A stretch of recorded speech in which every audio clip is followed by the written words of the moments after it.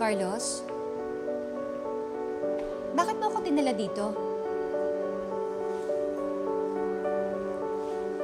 Sabi mo nandito si Annalyn?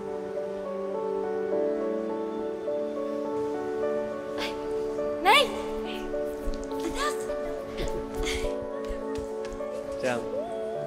Ang ganda! Salamat, Chang! Wow! Ang ganda-ganda mo naman, Lynette. Grabe, ah. Salamat.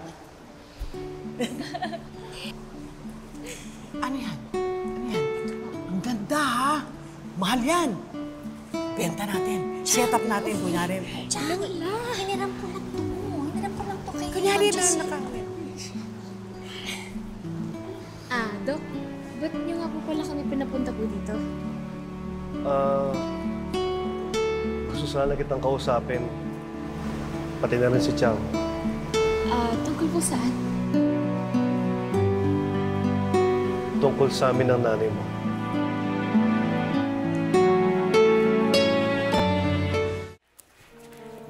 Dad, are you okay? Bakit hawak mo yung phone ko? Zoe, nagsisinungaling ka ba sa akin?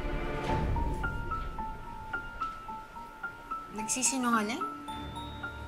Ang sabi mo, hindi ako pwede bumalik ng Pilipinas. Kailangan ko tapusin yung therapy ko dito sa US. Hindi yun ang sinabi ng kausap ko. Bakit sino bang nakausap mo? Si Lolo Pepe? No, yung kaibigan kong doktor, Ray Meneses. Tell me the truth, Zoe. Bakit ayaw mo ako pauwi ng Pilipinas? Tungkol sa akin? Gusto ko nang umamin sa anak mo, Lynette. Para hindi na siya nag-iisip-isip na palagi ako nasa paligid mo. Di ba, Annalyn?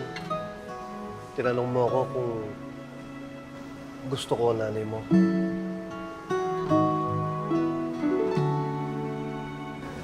Oo, Annalyn. May gusto ko sa nanay mo.